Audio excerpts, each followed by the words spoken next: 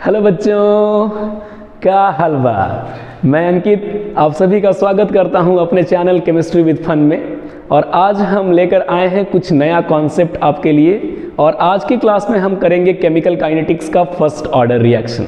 ठीक है, तो सबसे पहली बात कि हम आपको समझा दें कि फर्स्ट ऑर्डर रिएक्शन, जिसको कि प्रथम कोटि की अभिक्रिया कहा जाता है, ये होता क्या है।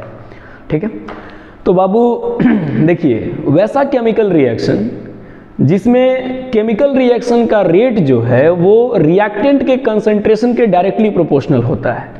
कहने का मतलब है कि the chemical reaction in which rate of reaction is directly proportional to the concentration of reactant are known as first order reactions. अगर हिंदी में इसको समझना चाहें तो वैसी रासायनिक अभिक्रियाएं जिनमें अभिक्रिया की दर अभिकारक के सांद्रता के समानुपाती होता है, डायरेक्टली प्रोपोर्शनल होता है, तो ऐसे केमिकल रिएक्शंस को हम लोग प्रथम कोटि की अभिक्रिया यानी कि फर्स्ट ऑर्डर रिएक्शन कहते हैं। तो आज का लेक्चर हम इसी से स्टार्ट करेंगे कि फर्स्ट ऑर्डर रिएक्शन होता क्या है। फर्स्ट ऑर्डर रिएक्शन के लिए हम रेट कांस्टेंट का डेरिवेशन कैसे निकालते हैं, फर्स्ट ऑर्डर रिएक्शन का हाफ लाइफ का वैल्यू क्या होता है। ये बीच बीच में आपको ट्रेन का डिस्टर्बिंग साउंड जा रहा होगा, जिसकी वजह से थोड़ा डिस्ट्रैक्शन हो रहा होगा, हम समझते हैं इस चीज़ को। ठीक है, तो उस चीज़ को आप इग्नोर करके चलिएगा। ठीक है, चलिए स्टार्ट करते हैं। सबसे पहली बात कि फर्स्ट ऑर्डर रिएक्शन होता क्या है। फर्स्ट ऑर्डर रिएक्शन, देखिए, तो इसका डेफिनेशन कुछ इस प्रकार से है कि the chemical reaction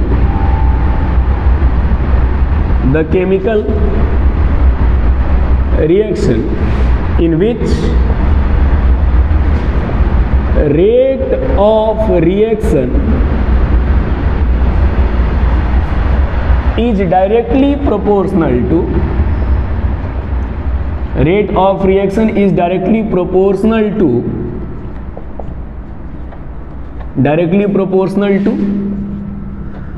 the concentration of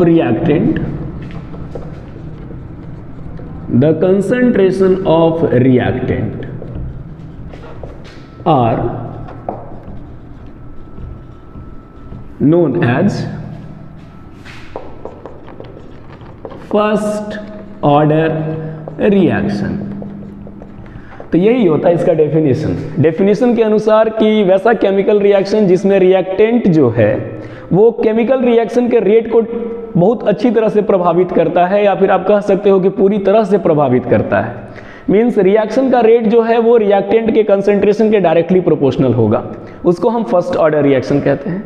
या फिर इसको समझने का एक और तरीका है कि वैसा केमिकल रिएक्शन जिसमें रिएक्शन का रेट रिएक्टेंट के फर्स्ट पावर कंसंट्रेशन के डायरेक्टली प्रोपोर्शनल होता है, यानी वैसी रासायनिक अभिक्रिया जिसमें अभिक्रिया का दर अभिकारक के प्रथम घात सांद्रण के समानुपाती होती है, उसे फर्स्ट ऑर्डर रिएक्शन कहते हैं।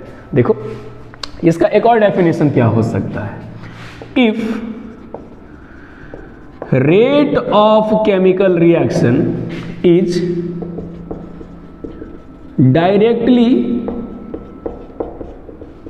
proportional to first power concentration of reactant is known as first order reaction। यही है आपकी प्रथम कोटि की अभिक्रिया, यानी केमिकल रिएक्शन का रेट जो है वो रिएक्टेंट के कंसंट्रेशन के फर्स्ट पावर के डायरेक्टली प्रोपोर्शनल है। जैसे एग्जांपल से समझो, सपोज करो एक रिएक्टेंट से प्रोडक्ट में चेंज हो रहा है। केमिकल रिएक्शन कुछ इस प्रकार से हो रहा है जिसमें रिएक्टेंट R है, प्रोडक्ट P है। तो अगर हम इसके लिए रेट लॉ इक्वेशन लिखे तो रेट लॉ इक्वेशन क्या कहता है कि किसी भी केमिकल रिएक्शन का रेट उसके रिएक्टेंट के कंसंट्रेशन के डायरेक्टली प्रोपोर्शनल होता है। चूंकि हम यहाँ पे लिखे हैं फर्स्ट पावर कंसंट्रेशन, तो हम रिएक्टेंट का कंसंट्रेशन कितना लेंगे, 1। तो यहाँ से जो रेट ऑफ रिएक्शन हो जाएगा वो हो जाएगा K इंटू R⁴ 1। ये फर्स्ट ऑर्डर रिएक्शन का डिफरेंशियल रेट इक्वेशन है। अब आप जानते हो कि रेट का वैल्यू होता है minus d r upon d T, तो इसको हम क्या लिख सकते हैं, के इंटू आर का पावर 1, ये हुआ। ठीक है, तो ये हम आपको इंट्रोडक्शन दिए कि फर्स्ट ऑर्डर रिएक्शन होता क्या है। अब हम लोग इसके आगे इसका डेरिवेशन करके देखेंगे कि फर्स्ट ऑर्डर रिएक्शन का रेट कांस्टेंट को कैलकुलेट कैसे करते हैं। अभी जस्ट इसके बाद हम आपको बताते हैं, उससे पहले आप इसका स्क्रीनशॉट ले लें या इसको अच्छी तरह से लिख लें। जैसा कि अभी हम डिस्कस किए कि फर्स्ट ऑर्डर रिएक्शन क्या है, अब हम अभी डिस्कस करेंगे कि फर्स्ट ऑर्डर रिएक्शन के लिए उसके रेट कांस्टेंट का वैल्यू को डिराइव कैसे किया जाएगा। मतलब हमको अगर रेट कांस्टेंट का कैलकुलेशन करना है फर्स्ट ऑर्डर रिएक्शन के लिए, तो हम उसको किस मेथड से कैलकुलेट करेंगे, कि कौन कौन सा प्रोसेस अप्लाई करेंगे, हम लोग इन सब के बारे में बारीकी से डिटेल में पढ़ेंगे। ठीक है, आप एकदम पेशेंस रख करके फोकस्ड रहिए, आपको प्रॉपर कॉन्सेप्ट दिया जाएगा। चलो ध्यान दो।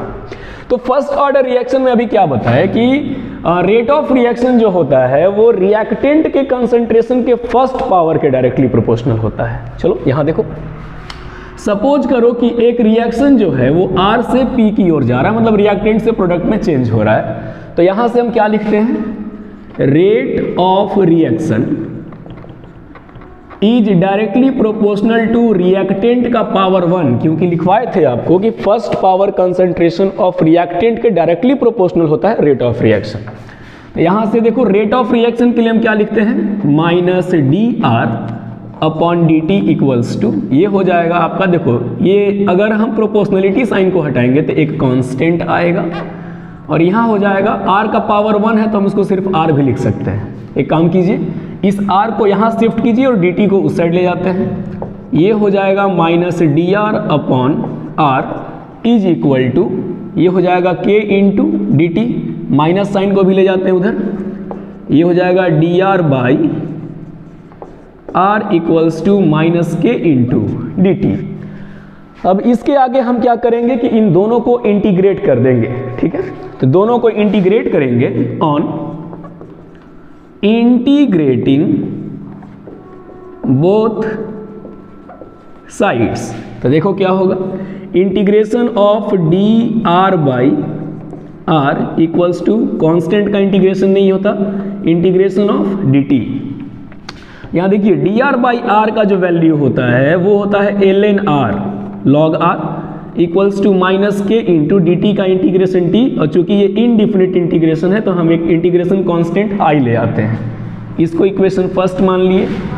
यहां पर आई क्या है, where I is a integration constant. जिंदगी में हर कुछ को कांस्टेंट होना जरूरी नहीं है, लेकिन इनडिफिनिट इंटीग्रेशन में कांस्टेंट का होना जरूरी है। ठीक है, इस चीज को याद रखिएगा। अब यहां देखो, हम फिर से फर्स्ट जीरो ऑर्डर रिएक्शन के जैसा ही चलेंगे। मान लो कि जिस समय केमिकल रिएक्शन शुरू ही नहीं हुआ था उस समय का टी का वैल्यू हम जीरो लेते हैं। जब टी जीरो है तो जो रिएक्टेंट का कंसंट्रेशन है वो अपने इनिशियल कंसंट्रेशन के इक्वल होगा। मतलब रिएक्शन शुरू नहीं हुआ भाई, तो रिएक्टेंट तो 100% है। ठीक है, तो यहां से क्या करेंगे, हम लेंगे कि इफ टी बराबर जीरो तो जो आर का वैल्यू है, कंसंट्रेशन ऑफ रिएक्टेंट जो है वो अपने इनिशियल कंसंट्रेशन के बराबर होगा। ठीक है, अब इस t बराबर जीरो को हम फर्स्ट इक्वेशन में पुट करके देख लेते हैं। Putting t equals to zero in equation first, देखो यहां से क्या हो जाएगा, ये हो जाएगा L N r equal to minus के इंटू जीरो प्लस आई। ठीक है, अब यहाँ जीरो पुट कर दिए भैया, तो यहाँ से आई का वैल्यू क्या आ गया, आई का वैल्यू आ गया एल एन आर आई, मतलब log of initial concentration of reactant. अब देखो इसको मान लो इक्वेशन नंबर 2 और इसको उठा के पुट कर दो इक्वेशन नंबर 1 में, आई के जगह पे हम उसको पुट कर देते हैं। तो इक्वेशन 1 क्या हो जाएगा, यहां पे हम ऐसे लिख लें पहले, putting value of equation second in equation 1, first में पुट कर रहे हैं सेकेंड की वैल्यू को, ये हो जाएगा L N R is equal to minus के into T plus L N R I. हम आई के जगह पे एल एन आर आई को पुट कर दिए। अब देखो क्या करना है, इस निगेटिव वैल्यू को इक्वल टू के इधर लाइए, इस निगेटिव वाले को बराबर के इधर लाइए और इसको उधर ले जाइए, तो ये हो जाएगा k इंटू टी बराबर log of r I minus log of r. ठीक है बाबू, अब आप जानते हो, देखो log a minus log b का फॉर्मूला होता है log a बाई b। ठीक है, तो यहां पर हम क्या लिखेंगे, k into t equals to log a minus b है, तो ये हो जाएगा log a minus log b, यानी log a by log b, यही है आपका log a minus log b। अब देखिए, आप एक बात जान लीजिए कि जो ln का वैल्यू होता है, इसका log वैल्यू होता है 2.303 log बेस 10, ये ln का वैल्यू है। तो इसको हम log में अगर चेंज कर दें, यहाँ देखिए हमसे गलती हुई, यहाँ होता है log a बाई b, तो यहाँ सिर्फ एक ln रहेगा log a by b।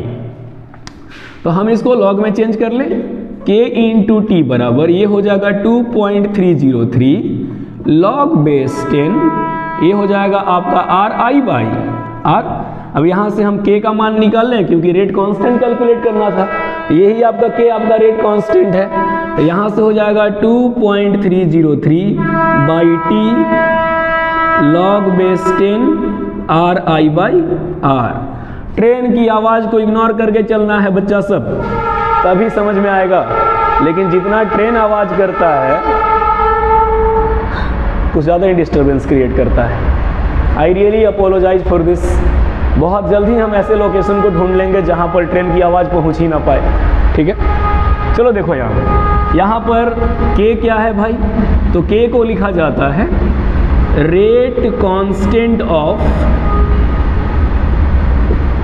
Zero order reaction.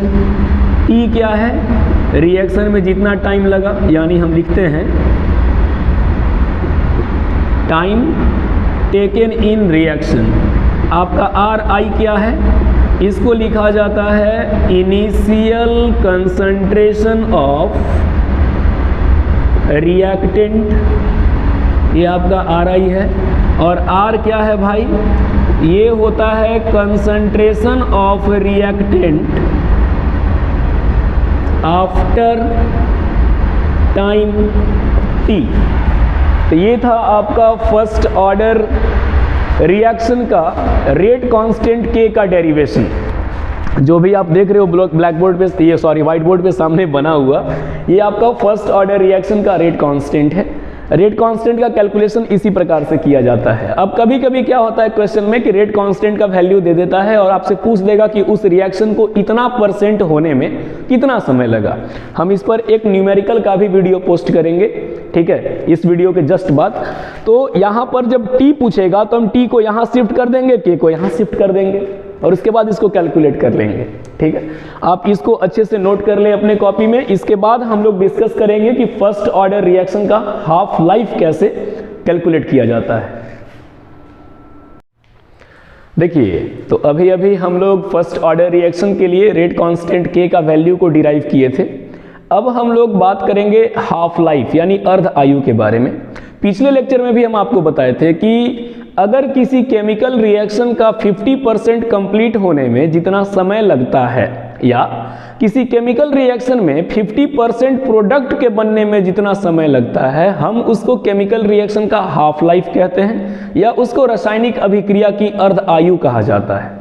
अभी यहाँ हम लोग यही डिस्कस करेंगे कि फर्स्ट ऑर्डर रिएक्शन का अर्ध आयु का मान कितना होता है, हाफ लाइफ का मान कितना आता है। देखो बाबू, बोर्ड में क्वेश्चंस 2-3 तरह से पूछता है। आपसे पूछ देगा कि फर्स्ट ऑर्डर रिएक्शन के लिए हाफ लाइफ का वैल्यू को डिराइव कीजिए, या ये भी पूछ देगा कि ये आप प्रूफ कीजिए कि किसी फर्स्ट ऑर्डर रिएक्शन का जो हाफ लाइफ होता है वो रिएक्टेंट के कंसंट्रेशन से प्रभावित नहीं होता है। मतलब रिएक्टेंट कितना भी रहे, हाफ लाइफ को रिएक्टेंट से कोई लेना देना नहीं है। उसी चीज को हम यहाँ पे लिखे हैं। ठीक है, अब चलिए इसका सॉल्यूशन को हम लोग देखते हैं। जैसे अभी हम लोग प्रूफ किए कि for a first order reaction, यहां से k इक्वल्स टू होता है 2.303 by t log base 10 initial concentration of reactant bye concentration of reactant after time t। तो यहाँ से हम t का वैल्यू कैलकुलेट कर लेते हैं। t का वैल्यू हो जाएगा 2.303 बाई के log base 10 RI by R। ये तो t का मान निकल गया ना, अभी t हाफ का मान नहीं निकला है। देखो जब हम t का वैल्यू को t1/2 रखेंगे, जस्ट आधा, तो हमको समय भी आधा रखना होगा। समय आधा रखोगे तो कंसंट्रेशन ऑफ रिएक्टेंट भी आधा हो जाएगा। जैसे सपोज करो कि आप मार्केट गए, 1 kg चीनी मम्मी लाने को बोली। अब आप जिस प्लास्टिक में लेके आ रहे थे उस प्लास्टिक में एक छेद हो गया, तो भाई जितने समय में, देखो छेद से चीनी गिर रहा है। अब मान लो कि आधे घंटे में चीनी जो है वो 1 kg से घट के आधा kg हो गया, आधा गिर गया रास्ते में। अब जब आप मापे उसको तो आप देखिए कि भैया हमको दुकान से यहाँ आने में आधे घंटे का समय लगा और आधे घंटे में आधा चीनी गायब हो गया।